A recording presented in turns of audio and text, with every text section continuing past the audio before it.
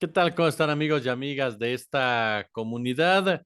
Se da a conocer una investigación, una excelente investigación periodística de la periodista independiente Teresa Montaño, en donde se informa de un desvío de recursos durante la gestión de Alfredo del Mazo, que involucraría a las secretarías, a diferentes dependencias, entre estas la Secretaría de Desarrollo Social en los tiempos en la cual era comandada tanto por Alejandra del Moral como por Eric Sevilla. Voy a platicar con Tere Montaño, a quien saludo, por supuesto, con muchísimo gusto. Tere, ¿cómo estás? ¿Qué tal, Jesús? Buenas noches. Muy bien, muchas gracias. Platícanos un poco, mi querida Tere, ¿cómo, cómo operó este fraude? ¿Qué fue lo que tú encontraste? Entiendo que es una investigación que data ya de por lo menos 3 años, 2 años, desde 2021. Tú corrígeme, por favor, y en donde Sí. estuviste presente en los lugares en donde se decía que había empresas y demás. ¿Cómo fue este fraude? ¿Cómo operó este desvío de recursos, más bien dicho?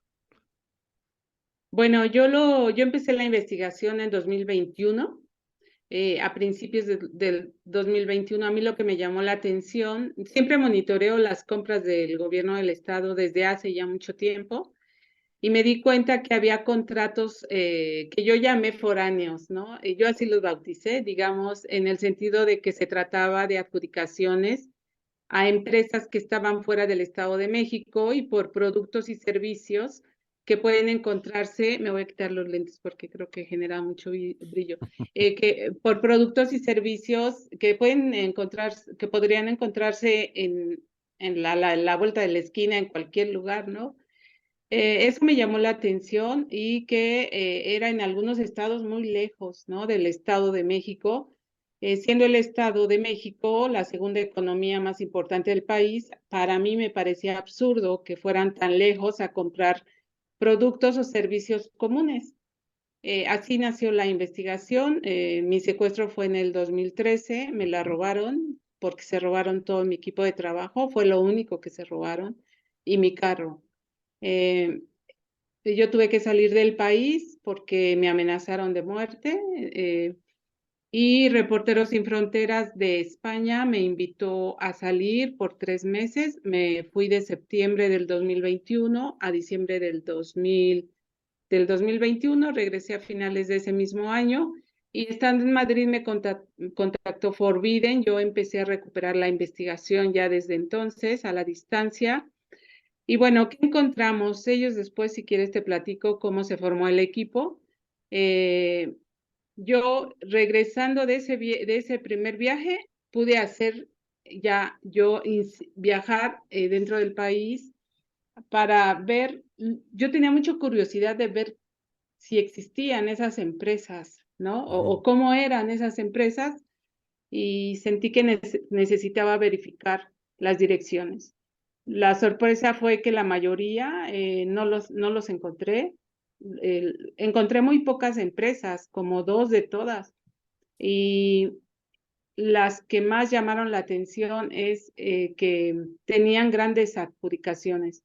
Yo por la que empecé fue justamente por Coatzacoalcos, por un dúo de empresas que ganaron licitaciones por 970 millones de pesos en 3 contratos, y la empresa estaba registrada con dos direcciones, una en Coatzacoalcos y una en Puebla. Yo fui a Puebla, ya te estoy hablando de principios de 2022, del año pasado. Primero fui a Coatzacoalcos y, oh sorpresa, era un edificio derruido, que es el que está apareciendo por ahí en algunas publicaciones que retomaron la investigación.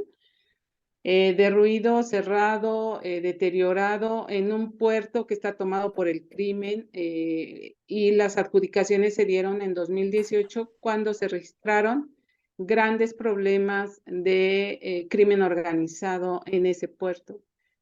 Y bueno, no encontré a nadie.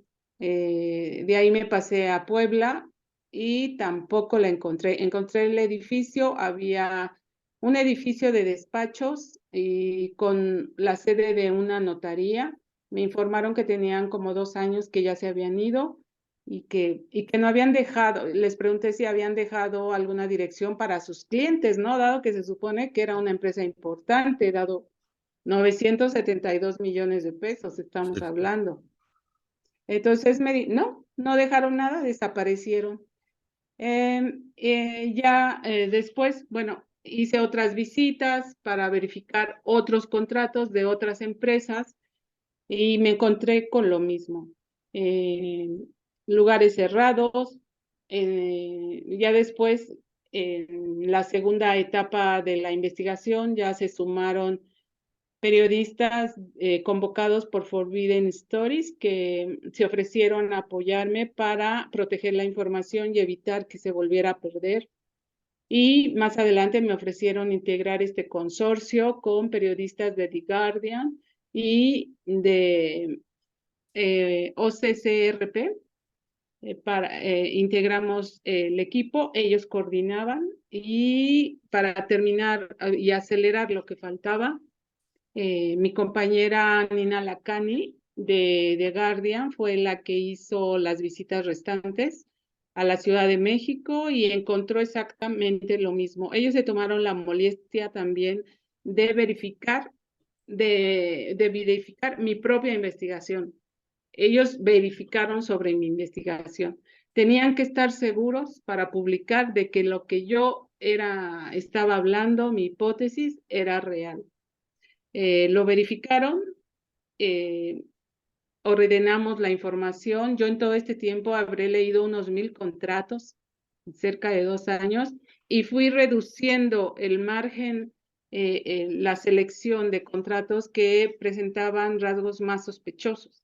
De esta manera nos quedamos al final para acotar un poco la investigación y hacerla más sólida en el poco tiempo que ya teníamos encima. Nos quedamos con 15 empresas y 40 contratos. El resto, que requiere una reverificación, que ya está en parte, ahí está. Pero bueno, ahorita estamos hablando de este primer paquete, digamos. Y eso fue lo que encontramos, Jesús, que son empresas que están en papel, que algunas, otras de plano no tienen ni registro, como en el caso de Coatzacoalcos, una sí está regular y la otra no. Consultamos a Muna Dora Buchaín, que ella fue directora general en la Auditoría Superior de la Federación, y con su equipo ella fue quien documentó la trama de la estafa maestra. Ya después un grupo de periodistas lo retomó y agregó datos, pero ella realmente fue la que desarrolló esta investigación, ¿no? No estoy desacreditando a los compañeros, pero realmente su trabajo de ella es la base de ese trabajo, ¿no? Y bueno, con ella consultamos, pedimos una opinión y pues nos confirmó que efectivamente eso estaba ocurriendo y que en el Estado de México era donde más estaba ocurriendo este tipo de transacciones, ¿no? Que se combina, hay varios modus operandi. Uno es ese, que se combinan 2 o 3 empresas y una de estas presta el nombre, pero las otras son muy irregulares, ¿no? Y que son las que como que están más ligadas al gobierno del Estado de México. Encontramos otras empresas que tienen contratos mega inflados y que son particularmente la empresa que ofrece servicios de limpieza. En estos 3 años, aquí tengo mis apuntes, encontramos alrededor de 5 contratos relacionados con ATM Purity, entre 2019 y 2022, ¿sí? Son más de 2,000 millones de pesos gastados. Yo creo que sí, son más de 2,000 millones de pesos gastados en servicios de limpieza. Y hay algunos de estos contratos, por ejemplo, te voy a citar alguno que ya fue observado, incluso es del año pasado, ya fue observado por la Auditoría Superior de la Federación. Son más de 260 millones de pesos y son 37 trabajadores para 8 meses de trabajo, para 8 meses de trabajo. Sí. Y trabajadores de limpieza. Entonces, esto en teoría convierte a estas 37 personas en las mejor pagadas de todo el país y que dan servicios de limpieza, claro, porque son de limpia y poda, así dicen los contratos. Y estos son contratos inflados.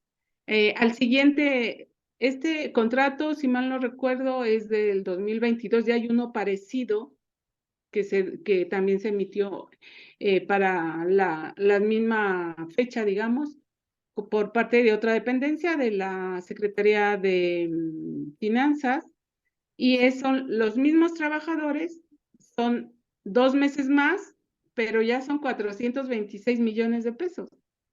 Es una cantidad exorbitante. Este grupo de contratos también tienen ese rasgo. Además de que ATM Purity está ligada, la estuvimos investigando, obviamente rastreando antecedentes, encontramos un representante particular que ya ha sido citado en casos de corrupción, en el caso Odebrecht. Entonces, hay muchas conexiones con otros casos de saqueos a gran escala. Y bueno, digamos que la constante que encontramos es esto de las empresas que encontrábamos oficinas vacías, con una persona que atendía y que realmente era un despacho, que no sabía nada al respecto. En Querétaro, a una empresa que le compraron más de 6,000 sillas de distinto tipo, encontramos que la abrían 2 o 3 veces por semana en Querétaro, en un centro comercial llamado El Pueblito, y en ese lugar solo lo atienden 2 personas que no van diario, y cuando acudió ahí mi compañera Nina Lacani de The Guardian, no le supieron explicar nada, no le pudieron mostrar un catálogo. Ella pidió un catálogo de lo que vendían, no supieron, no lo tenían, que después. También quiero decirte que sobre todos estos hallazgos enviamos solicitudes de información muy específicas de cada caso y nos respondieron con generalidades, diciendo que todo estaba pegado a la ley, que era de acuerdo a las licitaciones, que habían cumplido con la ley. Y pues justo así es como operan las empresas fachada, de acuerdo a la información que también obtuvimos por eh, esta que cobra impuestos, se me fue el nombre, de la Secretaría de Hacienda. Bueno, ellos informan cómo operan estas empresas, que les dicen EFOS, porque son empresas con operaciones simuladas, ¿no? Simulan que tienen actividades, pero cuando ya las investigas a fondo te das cuenta que no cuentan ni con la capacidad, con las instalaciones, no cuentan con el personal, ni cuentan con los recursos técnicos y materiales que se requerirían para cumplir con estos contratos tan voluminosos, ¿no? Y algunas tienen contratos en otras partes del país, eso también nos dimos cuenta, ¿no? Claro. Están operando o facturándoles a otros gobiernos. Oye, Tere, hablamos entonces que son contratos firmados por el gobierno del Estado de México, de la actual administración de Alejandro del Mazo, dependencias involucradas, lo decía yo al principio, en particular está ahí Sedesol con Alejandra del Moral, con Eric Sevilla, y nos topamos entonces que son una estructura similar a la estafa maestra que mencionaba, como bien mencionabas, que comienza esta investigación Dora Buchaín. ¿Se sabe hasta dónde llegó el dinero o simplemente el dinero desaparece en alguno de estos vericuetos? Sí, bueno, el dinero, nosotros hicimos la suma de los contratos que operaron estas 14 empresas, y por eso hablamos de 5,300 millones de pesos, cuyo destino final pues queda en el aire, porque como no hay certeza certeza sólida y evidencia sólida de que se hayan aplicado los recursos,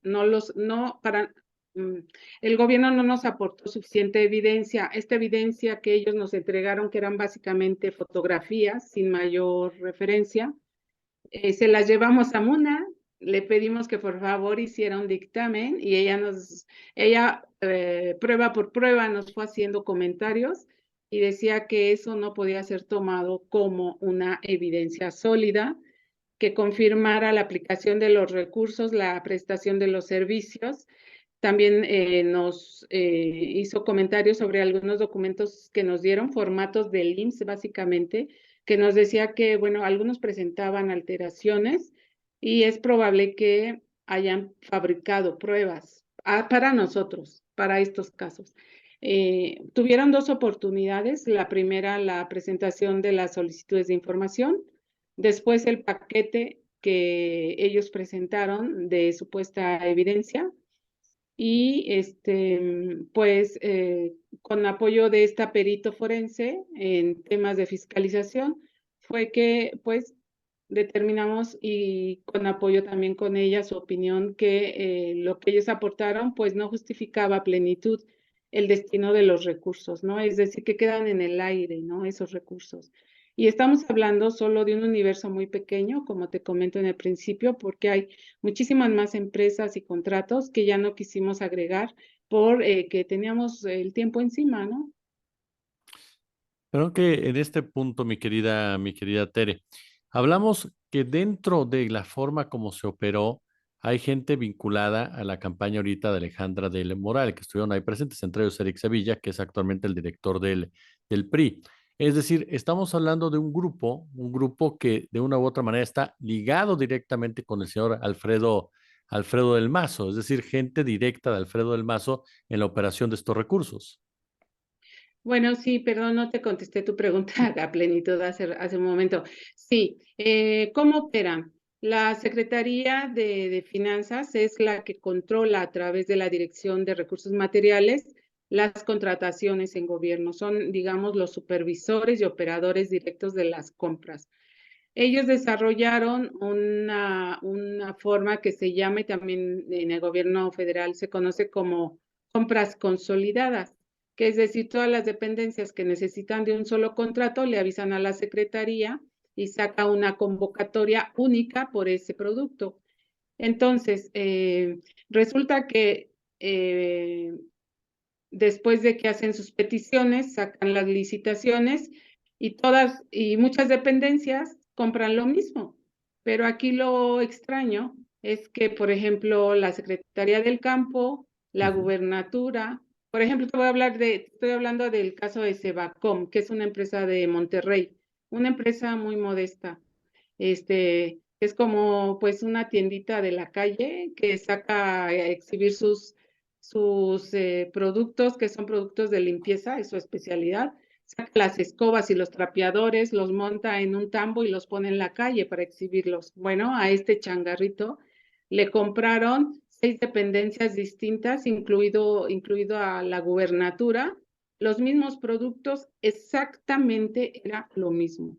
Entonces, la Secretaría del Campo compró productos para impartir talleres de belleza, talleres de decoración con globos, talleres para poner uñas y talleres de jardinería. Y así lo mismo hizo la gubernatura, la Secretaría de Desarrollo Económico, la Secretaría del Campo, la Secretaría de Desarrollo Social y la Comisión Estatal de la Mujer, la Secretaría del Trabajo, 6 dependencias, le dieron 12 contratos por 2 años y los contratos son exactamente lo mismo.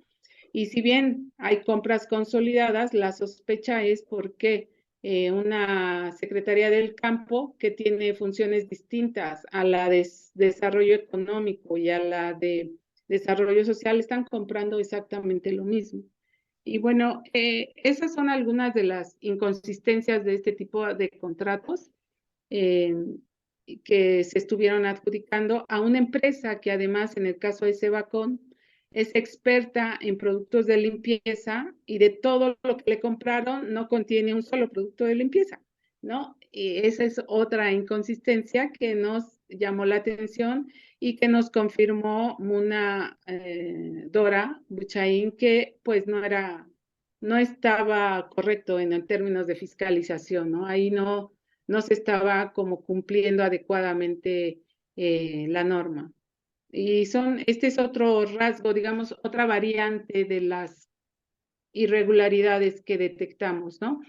También encontramos otro ejemplo parecido, encontramos una empresa de experta en audio y video que está en Sinacantepec. Le están dando muchísimos contratos para realizar eventos, pero hay un contrato que le dieron el año pasado para arreglar elevadores.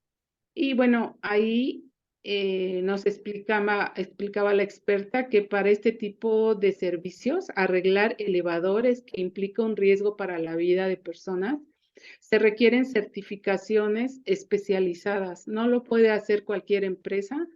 Sin embargo, aquí le extendieron ese contrato de 2 millones de pesos a esta empresa, que es una empresa de video y de audio, que van a las fiestas, pues animan, llevan el sonido Ujú.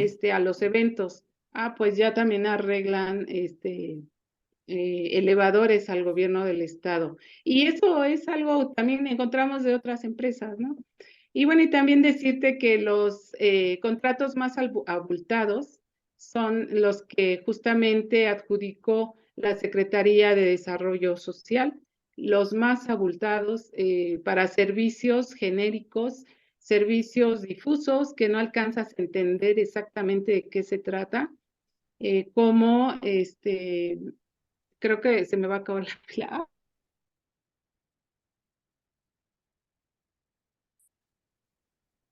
Y bien, ya recuperamos la comunicación con Tere Montaño. Tere, platicábamos entonces, ya para concluir esta interesante charla, lo que me mencionabas, ¿cuáles eran las dependencias que tenían los mayores montos precisamente de estos contratos?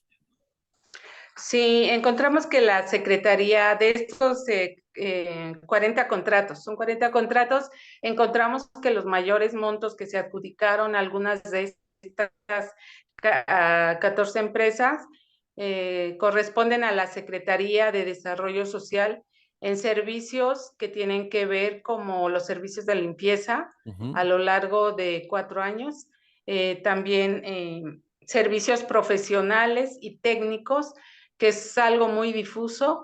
Y hay otros contratos por asesorías técnicas, por gestión de capital humano, y son cantidades multimillonarias, ¿no?